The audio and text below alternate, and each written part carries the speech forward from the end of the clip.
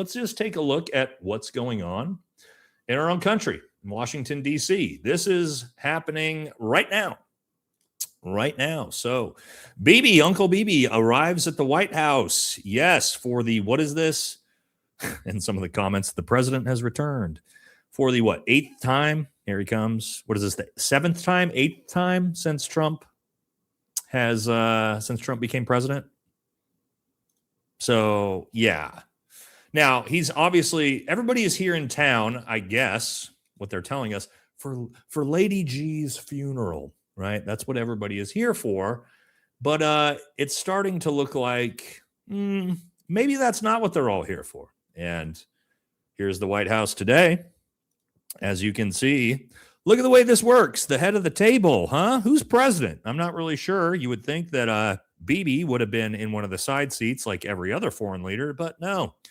He's sitting at the head of the table, equal to the United States president. Wow. No way, guys. No way.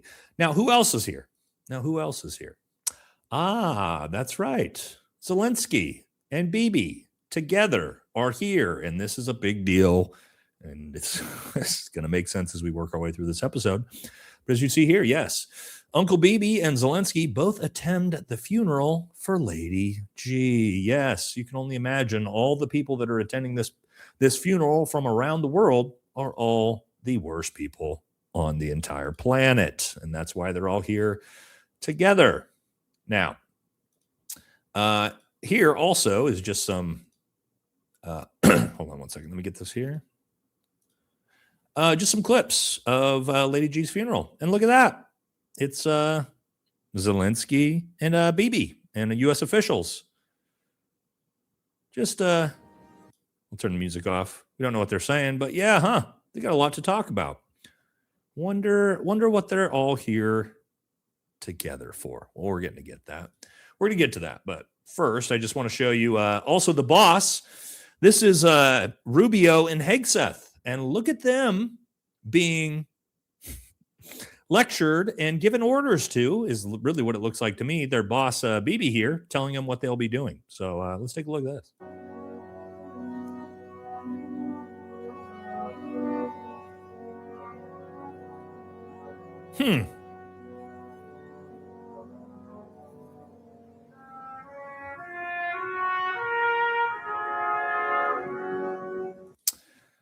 Wonder why the United States Secretary of Defense and the Secretary of State are receiving orders from a foreign nation's president. Okay.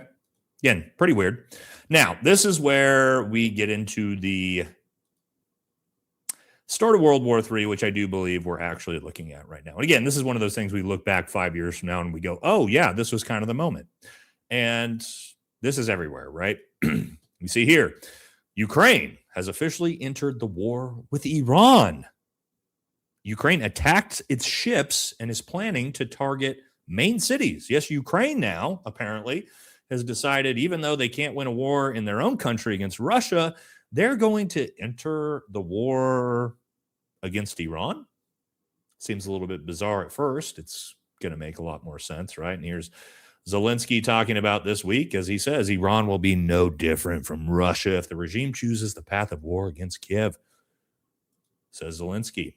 And here we go. Let's get a little demographic or a little graphic here about what happened here yesterday. And that is, yes, Ukraine deciding to bomb Iranian ships out of nowhere. A Ukrainian drone strike has just hit an Iranian-linked vessel in the Caspian Sea, leaving one dead and triggering accusations from Tehran. But this wasn't random. Kyiv claims the ship was part of a covert route moving drone components from Iran to Russia through a tightly controlled corridor linking Anzali and Amirabad to Astrakhan. With the Caspian effectively sealed off by geography and treaties blocking foreign military access, drones were Ukraine's only way to reach it. Ukraine is now disrupting a reported Russia-Iran supply chain that fuels both battlefields. Under their growing partnership.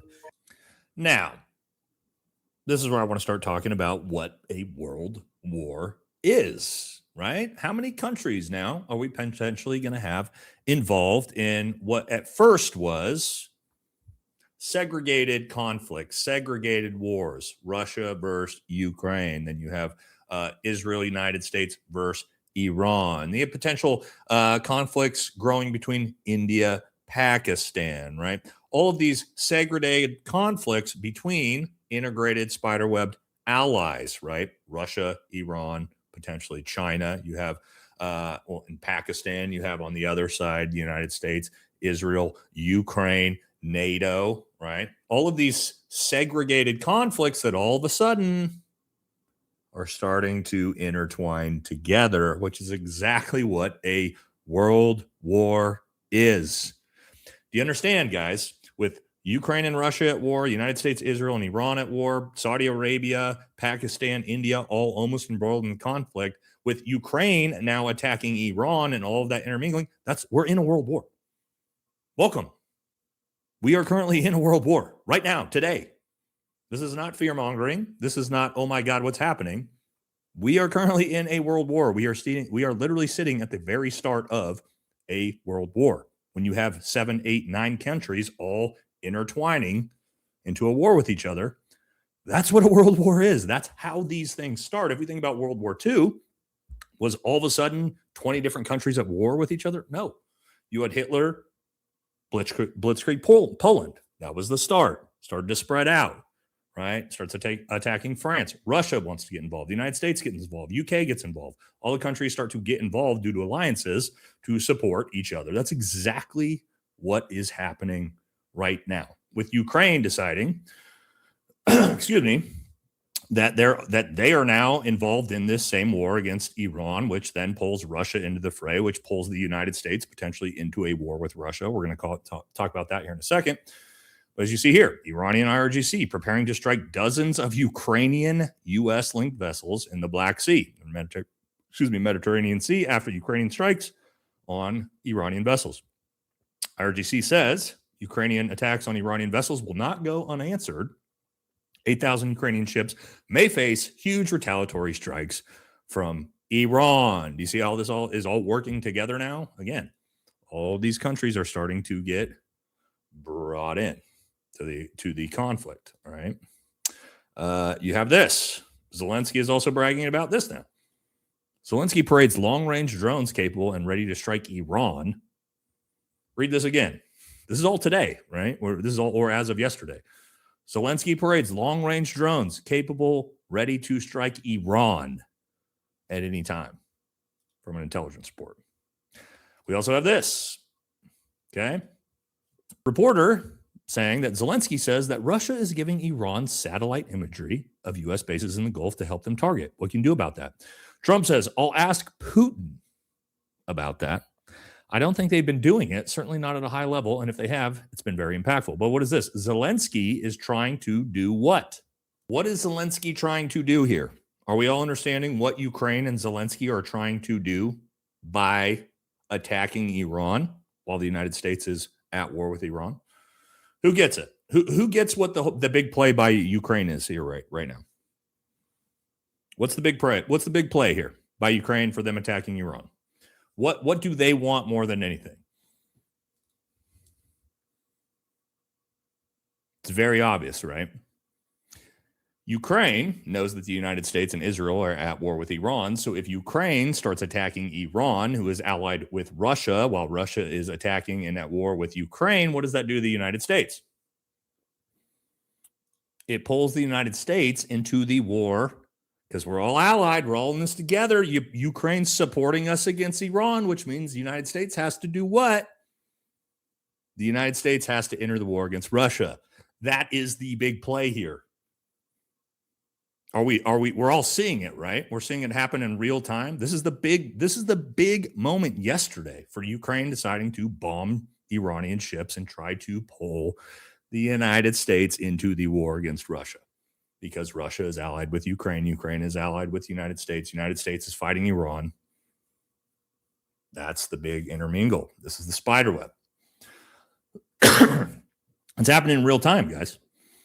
And so when I tell you that, hey, the World War III just started, it's very likely that that literally yesterday is, if we look back on this in 10, 20 years, that could be the moment that triggered this. So, and what Katie just said here, It's exactly what it is. It's a giant. Now, and also think about this, guys. This also does what? How much more complicated does this make it for the United States and Iran to try to come to a peace deal? Well, now it's not. Think about how hard it was for the United States and Iran to come to a peace deal with Israel fucking it up nonstop. Okay, well, now all of a sudden you're adding in Ukraine, you're adding in Russia to the mix, you're potentially adding in India, Pakistan, Saudi Arabia. Oh, you add all these countries into the mix, and it becomes almost impossible for us to decouple from this, right? We couldn't even do it with the MOU, but now we're going to add 3, 4, 5, 6, 7, 8, 9 countries to the mix of the war. That's what a world war is, folks. And it takes a long time. It slowly increments, right? It starts with 2 countries. Then it's 3, then it's 4, then it's 10, then it's 15, then it's 20.